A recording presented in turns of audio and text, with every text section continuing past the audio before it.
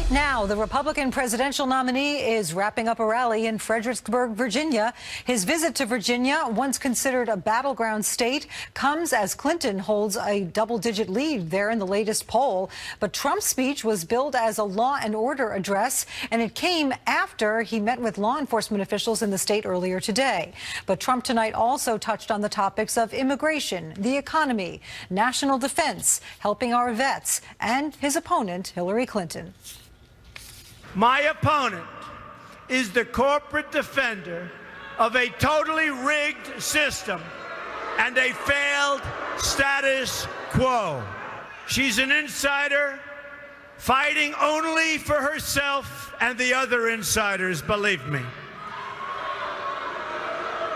I'm an outsider who spent many millions of dollars doing this, lots of time, lots of energy, spending my money, but I'm fighting for you. Well, Peter Doocy is live in Fredericksburg. Hi, Peter. What are you hearing from Trump tonight in Virginia? Patty Ann, here in Virginia, where there are hundreds of thousands of veterans and there are a lot of active duty military as well, including some large military installations, Trump spoke a lot about veterans issues. He basically said that he would be the one who supports veterans. Hillary Clinton would not, in his opinion. But he talked a lot about national security, too, kind of an evolution of those ads that they rolled out yesterday, where he said he wants to make America safe again. And he suggested that President Obama's budget cuts at the Pentagon, which he associates Hillary Clinton as being a part of and encouraging, is basically going to lead to a terrorist attack here in the United States. President Obama has proposed a 2017 defense budget that in real dollars cuts nearly 25% from what we were spending in 2011. We face threats as never, ever before, but the Obama-Clinton administration is determined to keep shrinking our military until you know what ultimately is going to happen. Trump also continued courting African-American voters for the second day in a row. He mentioned that the Republicans are the party of Lincoln. He wants to have everybody involved with Republican politics as possible. And he also spoke a lot about, he's been calling Hillary Clinton Crooked Hillary for months now, but he's starting to explain in a more precise way why, with a lot more talk about the Clinton Foundation. And then today here in Virginia, accusing the governor, Terry McAuliffe, of allowing a lot of felons, tens of thousands of felons, onto the voter rolls for the first time, something that's been a big local issue to benefit his old friend, Hillary Clinton. Patty Ann. So, Peter, what are you hearing from Trump supporters in Congress about his new tone on the trail? Just a little while ago, we spoke to the member of Congress whose primary victory over Eric Cantor 2 years ago was the first sign that establishment leadership might be in trouble in the House of Representatives and in Washington, D.C., Dave Brat. And he said that he thinks Trump on message is going to be hard to beat. I think you've seen some changeover in the campaign in the last two speeches, the last two nights. Not 10 out of 10 as far as I've heard from everybody, especially my constituents. And so I think he's just going to continue on those same themes, that the small guys get left behind on every issue imaginable, right? And we're also getting some new details about that Hispanic roundtable Trump hosted in New York today, part of a joint outreach with the RNC. There were prominent Hispanic leaders from 12 states there who represent hundreds of thousands of evangelicals, and Republicans are trying to figure out the best way to convince them to vote Trump. This is a great time to be able to meeting with Hispanic leaders as we see that kids are starting to go back to school. American families are ending the summer and are just beginning to really focus on this campaign and this election, with, great interest. Trump also again alluded to questions about Hillary Clinton's health, mentioning he does not think she has the stamina, physical or mental, to serve as commander-in-chief. Patty Ann. Peter, Trump also was talking about immigration today.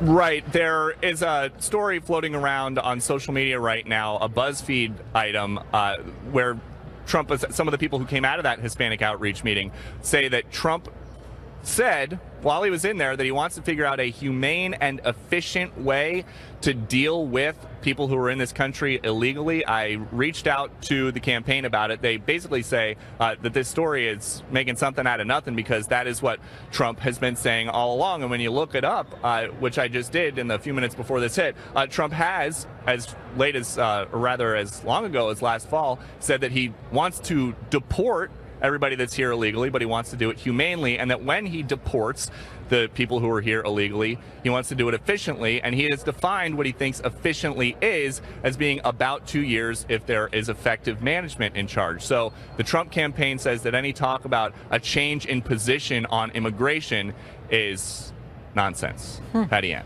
All right, Peter Ducey, live in Virginia. Thank you. And tonight, Trump is on Justice with Judge Jeanine. That's at 9 p.m. Eastern, right here on Fox News Channel. Don't miss it.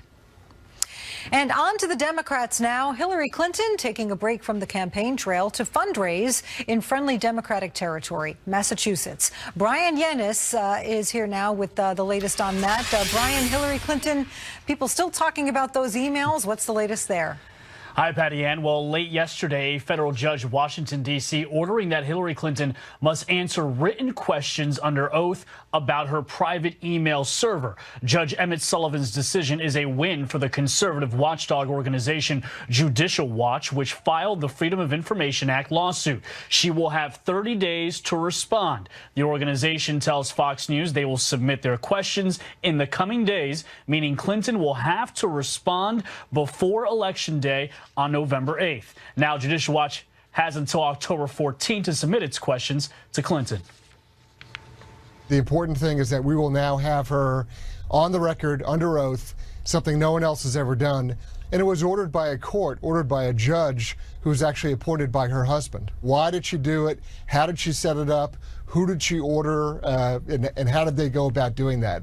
It's all the unanswered questions, frankly, that the American public is really due at this point. The Clinton campaign accepts the judge's decision. Judicial Watch had asked for Clinton to answer these questions in person. In a statement from the Hillary Clinton campaign, quote, Judicial Watch is a right-wing organization that has been attacking the Clintons since the 1990s. This is just another lawsuit intended to try to hurt Hillary Clinton's campaign, and so we are glad that the judge has accepted our offer to answer these questions in writing rather than grant Judicial Watch's request. Clinton could request a delay to provide answers until after Election Day. Well, meanwhile, leaked notes handed over to Congress of Mrs. Clinton's FBI interview reveal she told investigators Secretary of State Colin Powell advised her to use a private email while at a dinner party at Madeleine Albright's home in 2009. A spokesman for Powell responding, General Powell has no recollection of the dinner conversation. He did write former Secretary Clinton an email memo describing his use of his personal AOL email account for unclassified messages and how it vastly improved communications within the State Department. Powell never had a private email server, and an Inspector General report in May said Powell used email on a limited basis and worked with the State Department to secure the system.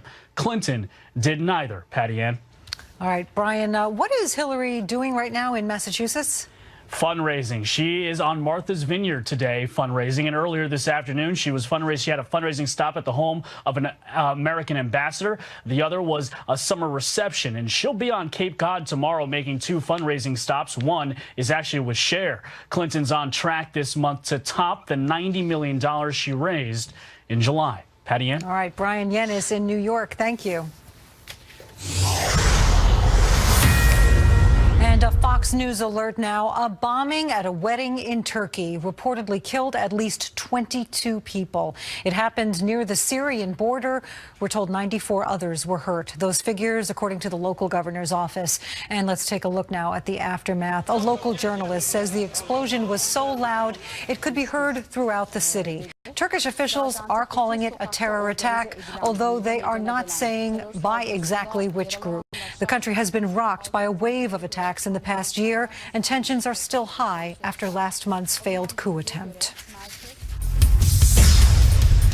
Right now, we're getting an update on a story that, for many people, put the Syrian civil war into chilling focus. Heartbreaking images of a little boy caught up in the conflict. Also, authorities providing an update on that massive California wildfire. We'll have the latest containment numbers as communities cope with the aftermath. I cried. This is my friends, it's not me, but it's their life. I know what they just lost.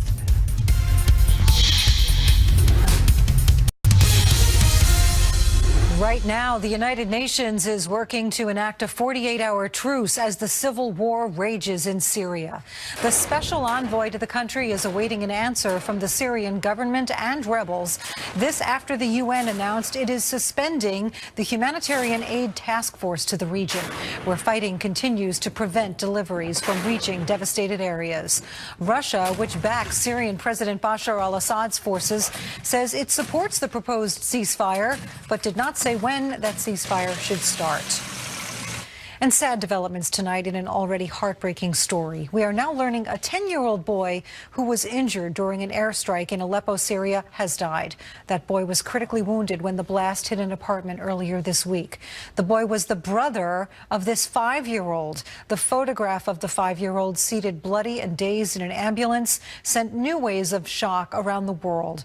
Officials say the 5-year-old has a head wound but no brain injuries. His mother is still in critical condition. A Fox weather alert. Western Michigan in cleanup mode after a major storm swept through earlier today, bringing as many as 4 tornadoes to the state. The massive storm this afternoon downed trees and power lines and caused other damage as well. Officials with the National Weather Service are now headed to the scene to survey that damage. Right now, there are no reports of anyone hurt. And crews are reporting progress against a massive wildfire in Southern California. They say the flames are now 68% contained.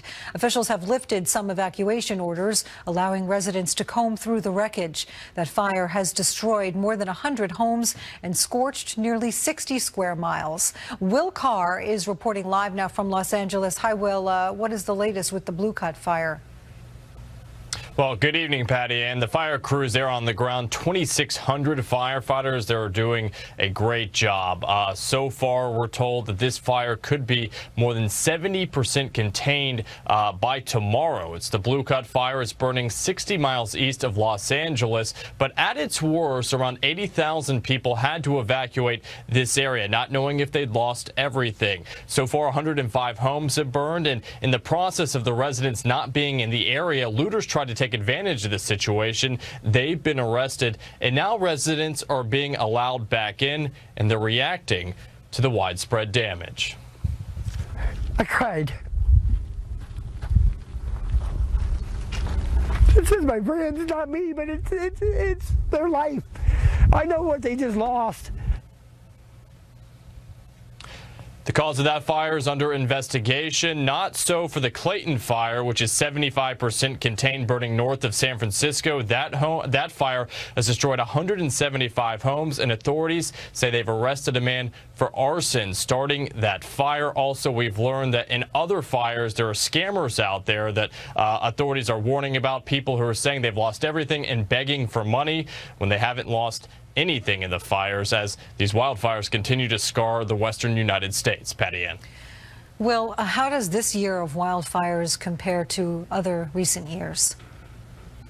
Well, they're relentless, and many are being fueled by the drought conditions, especially here in California. In 2016, you may remember the Lake Isabella fire that burned hundreds of homes in this area. So far to date, we've seen more wildfires this year than we did last year around this time, which is bad news because in 2015, it was the most expensive wildfire season on record, costing $1.7 billion. And the best thing that homeowners really can do is have 100 feet of defensible space. In fact, here in California, that is required by law, where you clean out all shrubs, dead trees, and brush from away from your home. That gives you the best plan of attack against any wildfires that could pop up for the rest of the year. Patty Ann. All right, Will Carr reporting from LA. Thank you. And And for a closer look at weather that the firefighters are facing there, let's go to our senior meteorologist, Janice Dean. She's in the Fox Extreme Weather Center. Hi, Janice. Not good news across the West, where we have 37 large wildfires burning right now, 100 acres or more. The West is literally on fire and not much relief from Mother Nature. We'll get a little bit of rain into the Southwest, but really California and the Northwest just not getting that moisture that they really need to see. And we're into a situation of drought conditions. Heat advisories remain posted for the Northwest with heat indices well over 100 degrees. Look at the highs today for Portland, 100 degrees, 105 in Medford, 104 in Redding. There is a little bit of relief on the way as a cold front moves in later this weekend and into early next week. Of course, the other big story we are monitoring is the flooding. Record-setting flooding across Louisiana last week. Any more rain is not a good situation, so watching the potential here into Tuesday for more rain, as well as central Texas, where you could see on order of 4 to 6 inches of heavy rain. They don't need to see any more rain in this saturated region. The rivers are running high. We've got major flooding in all of the areas that you see shaded in purple, with moderate flooding in the red shaded areas. So the rivers are starting to come down. Flooding is still an issue here. Flood warnings remain in place, and it looks like we could have the potential for more rainfall in the near future. Quick look at your highs today. We do have a cooler air mass behind this next storm system across the Great Lakes that are going to bring refreshing temperatures for much of the East Coast and the Mid-Atlantic into the new work week. All right, Janice Dean, thank you. Well, officials in Florida are taking an aggressive approach to zap the Zika virus after new cases are reported in a densely populated region near Miami Beach. We'll tell you how the state is trying to stop the spread. Plus, 6 Notre Dame football players arrested within hours of each other. That's all still ahead. 6 Notre Dame football players arrested within hours of each other in 2 separate incidents. 5 of the players were arrested during a traffic stop. Police say they found marijuana in the car along with a loaded handgun. The 6th player was taken into custody outside a bar after he allegedly punched an officer. Notre Dame is responding to the incident, saying, quote, any student arrested on a felony charge also faces dismissal from the university. And now to the Olympics, with the Games in Rio wrapping up this weekend. Organizers are looking ahead to the next Olympics, Tokyo 2020. I have a strong resolve to do whatever it takes to make Tokyo 2020 a big success. I'd like to make the Tokyo Olympics be, once again, faster, higher, stronger, cleaner, and clearer. Or, in other words, more transparent.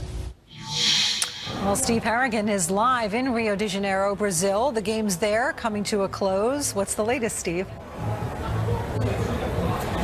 Patty, and the latest is Brazil's men just won the gold medal in soccer, so you can hear the celebrations behind me. This nation really erupted after a very tight game with Germany. As far as the U.S. team goes, they continue to add to their gold medal lead. The U.S. women's basketball team won gold today over Spain for the 6th Olympics in a row. The women won in dominating fashion, winning their games by an average of about 40 points. The men play tomorrow for the gold medal. Right now, U.S. has a total of 40 golds. That's well ahead of its nearest competitors for gold medals, Great Britain and China. Patty Ann?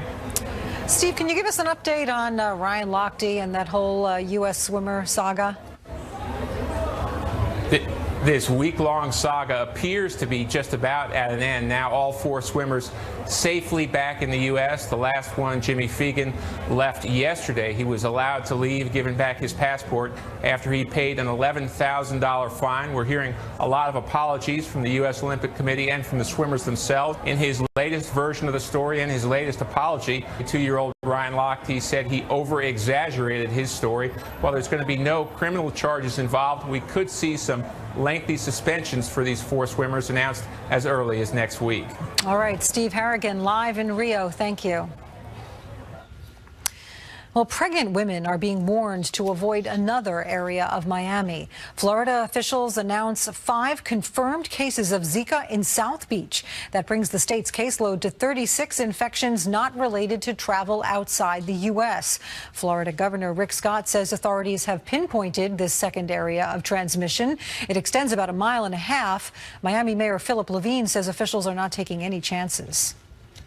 Between our efforts and the county's spraying efforts, the last thing I'd ever want to be on Miami Beach right now is a mosquito, okay? And we're going to do everything in our power to make this city safe for our residents and our tourists. Well, meanwhile, the governor says he's asking the CDC for additional test kits and lab support, as well as prevention kits for pregnant women. Thousands left homeless after devastating floods in the South. Books everywhere, floating. Half of it floated out of the house. None of the kids' comfort things either. They just, everything is uncertain.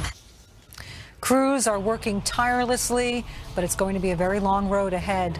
Also, we take a special up-close look at two of the biggest issues in the 2016 election: immigration and health care. With the latest major insurance company leaving many of the Obamacare exchanges, liberals and conservatives are calling for big changes to the health care law. I'm Rich Edson in Washington, and I'll have that story coming up. A Fox News alert: a bombing at a wedding in Turkey, reportedly killing at least 22 people. It happened near the Syrian border. We're told 94 other people were hurt. Those figures, according to the local governor's office. Turkish officials are calling it a terror attack. We will bring you more on this story as it develops. Search crews are now going door to door looking for survivors after devastating flooding slammed Louisiana. At least 13 people died in the powerful storms that swept through parts of that state over the past week. In many areas, the waters are now receding, but they're leaving behind a mess of debris. An estimated 40,000 homes are damaged, forcing families to find other places to live while cleanup efforts continue. President Obama will be heading to the area to tour the devastation this Tuesday. Kevin Corke has more. Patty Ann, good evening. It is a politically sensitive decision because of the optics. As you can well imagine, when you have a president on vacation and something major like this happens, people want to know, when will he finally be there? Well, after much discussion and a whole lot of criticism, on Tuesday, the president will make his way to Louisiana. The White House making that announcement late yesterday. It'll be the president's opportunity to survey the damage and recovery efforts up close. The president has faced a great deal of criticism. If you've been following the news, you know this, for not breaking from his family vacation here at Martha's Vineyard to address the crisis firsthand. In fact, there was a major editorial in the local newspaper in Baton Rouge, The Advocate, that read in part, "The optics of Obama golfing while Louisiana residents languished in floodwaters was striking." It evoked the precedent of the passive federal response to the state's agony in 2005, a chapter of history no one should ever repeat. Of course, that was a reference to Hurricane Katrina. The White House said this week they were trying to be mindful of what a presidential visit would mean on the ground. Clearly, it would take away not only security apparatus, but also draw from the pool of first responders. And the White House went on to say that they were waiting for an invitation from the governor. Well, they finally got that, and on Tuesday, the president will make his way there. The White House Press Secretary Josh Earnest, in a statement, saying that the president is eager to tell the people of Louisiana that the American people will be with them as they rebuild their community and come back stronger than ever. But experts remind us that second guessing of a president's response to a natural disaster like this is as old as the republic is itself. So at a certain point, while all presidents from John Adams up to the current president are criticized for taking time off and vacations, this is becoming a bit of a serial problem for Barack Obama. If I was on his staff, I'd advise him to turn it around quick. A turnaround that will begin on Tuesday. Patty Ann? All right, Kevin Corke, thank you. And tonight, after the Fox report, don't miss a brand new Water's World special. Here's a preview. Tell me what you think the president's legacy will be. His legacy is going to be change, you know. I think he's probably going to go down as one of the great presidents that this country's ever had. Are you on drugs? I am not on drugs, but I am on Fox. He's saved the auto industry. He's introduced health care. Didn't he say health care prices were going to go down, but now they've gone up? Well, I don't know whether he said that. You're saying that. All right, Water's World airs tonight right after the Fox report. That's 8 p.m. Eastern, and again at 11 and 2, only on Fox News. And now a closer look at some of the issues in the 2016 campaign. First, immigration. Hillary Clinton and Donald Trump pushing for dramatically different proposals. William LaJeunesse breaks it all down. We have the most secure border we've ever had. Those who patrol it disagree. People are just coming over, turning themselves in, and we're lucky to catch 40% of those who aren't turning themselves in. Border apprehensions are up 24% this fiscal year, according to the Border Patrol, including a 78% increase in children and families from Central America. We're going to build the wall, don't worry. Donald Trump and Hillary Clinton disagree radically on immigration and border security. He wants a wall, she doesn't. She defends sanctuary cities. He would cut off their federal aid and deport America's 11 million illegal immigrants.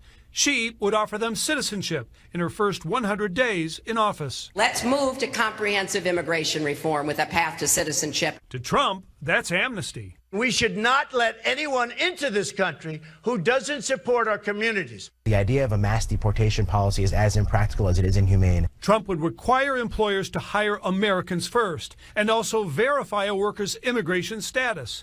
New immigrants would also have to prove they don't need welfare. He very much views immigration from a cynical, zero-sum kind of attitude, and I think Hillary Clinton recognizes that immigration and immigrants have for a long time and continue to be a very strong net positive for this country. Clinton promises to close immigration detention centers and stop all deportations except for violent felons. I would not deport children. I do not want to deport family members either. Agents call that an open border. We're allowing too many people to come in unchecked, unvetted, and just giving them free roam around our country. Clinton says she will expand the use of executive authority, including offering work permits and access to welfare if Congress fails to act in the first 100 days. Well, in fact, Congress has proposed so-called comprehensive immigration reform, but rejected it 5 times in the past decade. In Los Angeles, William LaJeunesse, Fox News. Thank you, William. Another big issue on the campaign trail, Obamacare. Rich Edson is in Washington with more on that. Aetna, out. Humana, out. United Healthcare, out. 3 of the nation's top insurance companies say they are significantly scaling back their participation in Obamacare. Right now, just about every health insurance company in Obamacare is losing money. There are very few exceptions. And they're not losing a small amount of money. They're losing huge amounts of money that are simply not sustainable. A longtime supporter of government-run health care, Senator Bernie Sanders says Aetna's decision proves Congress should eliminate private interests from what he calls a public responsibility. In a statement, Sanders writes, quote, "The provision of health care cannot continue to be dependent upon the whims and market projections of large private insurance companies, whose only goal is to make as much profit as possible. That is also why we need to pass a Medicare for all single-payer system." Sanders says he will again introduce a bill to create a system where the government directly pays for health care. The U.S. healthcare system is a mix of government programs and private insurance. In the government-run Obamacare exchanges, customers buy insurance from a private company. The administration maintains the Obamacare exchanges will continue adding customers who will have sufficient, often government-subsidized insurance choices. Officials say these markets are still young and will eventually stabilize. However, with rising premiums and large insurance companies withdrawing, insurance executives and academics are already discussing ways to fix the exchanges. Conservatives generally want to relax Obamacare insurance regulations and allow companies to offer cheaper plans with fewer benefits. Some liberals want to increase insurance subsidies or allow more to participate in government health care. It's not likely in 2017 that either party will have the votes they need to do what they want, to either pass single payer or to repeal and replace Obamacare. So we're really going to have to focus on more incremental changes. I think we're going to have to focus on the regulatory regime in Obamacare. That's what's realistic here. Every year, insurance companies must request proposed rate increases with government officials. They're doing that now, meaning customers should know if their premiums are increasing and by how much around the time of the election. In Washington, Rich Edson, Fox News. Thanks, Rich.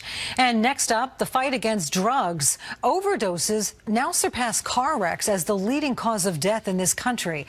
The CDC says about 30,000 Americans die each year from opioid overdoses. That's nearly 100 deaths a day. The crisis prompting presidential candidates to weigh in. Jonathan Hunt has details. This is a major epidemic. Our kids are being poisoned. They're being addicted. Both Hillary Clinton and Donald Trump acknowledge the gravity of the opioid crisis in the United States, but how they would attack the problem is vastly different. I will cut off the source. Build a wall. I have laid out a 5-point plan about what we can do together. I would like the federal government to offer $10 billion over 10 years. Clinton's proposal would work with states on prevention, treatment and recovery, provide training for prescribers and first responders, along with ending incarceration for low-level and non-violent offenders, a proposal that addiction experts agree with. We need access to these services for people. Right now, we're only treating at best maybe 15% of the people who need it. I'm going to create borders. No drugs are coming in. On his website, Trump's proposal is less detailed and only includes building a wall along the border to keep drugs out and providing help for addicts. We haven't seen a plan yet for him. We are urging him and looking forward to seeing how he would like to address this issue. Jonathan Hunt reporting from Los Angeles. A recent CDC report says the 5 states with the highest rates of drug overdose deaths are West Virginia, New Mexico, New Hampshire, Kentucky, and Ohio. And that's a look at the presidential campaigns coming up, the House and Senate races, and why they're now the source of a whole lot of concern. Also, new questions surrounding the release of 4 Americans from Iran. That's still ahead. Donald Trump campaigning today in the battleground state of Virginia as some Republican leaders voice new concerns about the House and Senate races this November. Doug McKelway has that story in Washington. We're going to have tremendous voter turnout. Longtime analysts say the Donald Trump campaign and the Republican Party are in trouble. Just about everybody has recognized that the Republican Party is deeply divided, and really it's in a mess. I think Donald Trump would agree because he's not getting the kind of support that he thinks he deserves. What we're looking for here is a candidate who settles down and follows the script and makes the election about Hillary Clinton. It's not just tepid support from party elders frustrated with Trump's lack of discipline. It's a poor grassroots organization and Trump's reliance on social media at the expense of paid TV ads. Swing states that he must win are currently not polling in his favor, and GOP Senate incumbents in tight races may suffer from the coattail effect. Senator Pat Toomey in Pennsylvania is very vulnerable. Senator Rubio in Florida is by no means assured of another term. Senator Richard Burr in North Carolina. Senator John McCain in Arizona. If Trump loses any of those states by double digits, he could pull down ballot candidates with him. Leader McConnell calls GOP control of the Senate, quote, very dicey. If he's losing by 4 or 5 points, even 6 points, we can make up that difference. It's when it starts inching up towards 8, 9, 10% difference that you can't make up that difference in the campaign. The next president of the United States, Donald Trump. Still, Trump continues to pull in big crowds, and November 8th remains a long way off. Unpredictable events can change the race. If he's at the top of his bandwidth and she's at the bottom, he can win this election.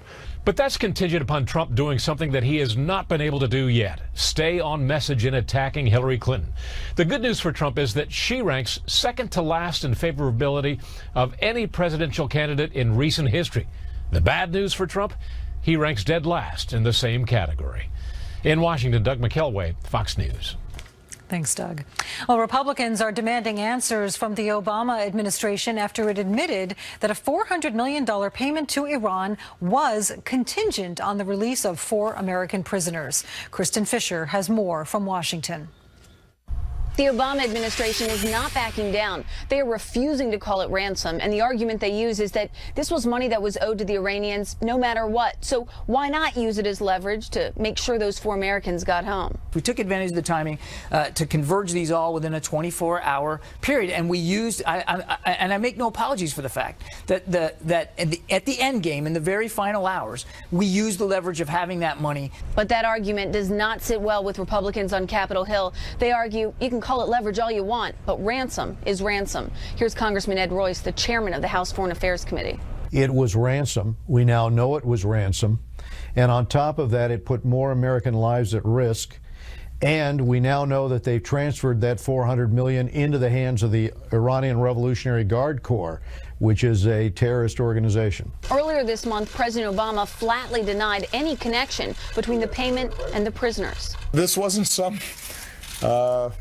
nefarious deal. We do not pay ransom. We didn't here, and we won't in the future. Now, House Speaker Paul Ryan says, quote, the president owes the American people a full accounting of his actions and the dangerous precedent he has set. Republican lawmakers are now planning to hold hearings about this payment sometime after Congress returns from its summer recess. Patty Ann? Kristen Fisher, thanks. Well, if you're planning a beach vacation, we have a headline for you. We'll tell you why a getaway south of the border could soon be a whole lot cheaper. Also, the fight against voter fraud, why the systems used by several states could be vulnerable. That's still ahead. Potentially good news for budget travelers. Flying between the United States and Mexico could get a lot easier and hopefully cheaper. Starting tomorrow, restrictions that limited particular routes to just a handful of airlines will be lifted, allowing carriers on both sides of the border to fly wherever they want, whenever they want. Airlines will also be able to set their own prices on the flights. The U.S. and Mexico agreed to lift the restrictions last year. With Election Day fast approaching, there is growing concern about the security surrounding online voting. More than 24 states have some type of online system in place, but experts warn they could be vulnerable to cyber attacks. Eric Shawn has more. Voting can be as easy as a click of the mouse, but is it secure? 26 states and the District of Columbia now allow some form of online voting, from casting your vote online to sending an email. But after high-profile hacks like those at the Democratic National Committee, the Obama administration is looking at ways to protect online voting. There is a vital national interest in our election process, so I do think we need to consider whether it should be considered by my department and others critical infrastructure. Once you have something on the internet, you're telling the world, please come hack me. MIT professor Ron Rivest, an internet voting expert, says despite the promise, online voting is not yet foolproof. There's lots of wonderful ways the internet can contribute to elections, but putting voting itself online, to me, is a step too far. That's over the line. We don't know how to do it securely. You're inviting trouble. Every country overseas that has an axe to grind with the U.S. can try to get in and manipulate the election. Washington, D.C. allows members of the military and other voters who live overseas to email their votes. Officials there say they've had no problems. It's been going well. We've had this program for a few years now, and the only downside that I can see to it is that the voter is required to waive the secrecy of their ballot. But even the U.S. Election Assistance Commission, the federal election agency, is cautious. We're not at the point now where we can use the internet to cast ballots securely, safely, and simply. But at some point, we should be able to do that. I hope we can do that in my lifetime. Last month, Illinois shut down its voter registration website after it may have been hacked. Officials reportedly blaming a, quote, highly sophisticated attack, most likely, they said, from a foreign entity.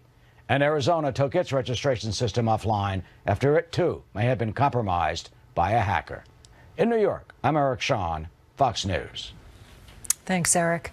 We'll talk about a killer thriller. A family of Michael Jackson fans discovering what could be a priceless artifact from the King of Pop.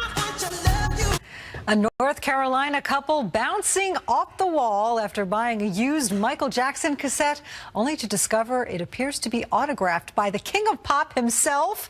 The couple bought the tape for just $0.25 at a local thrift shop. They say if it's deemed authentic, they will not be moonwalking all the way to the bank. They say they're huge Jackson fans and they would treasure the cassette for all time. Well, okay. And that's how Fox reports this Saturday, August 20th, 2016. I'm Patty Ann Brown in for Julie Banderas. Thanks for watching. A brand new Watters World special starts now.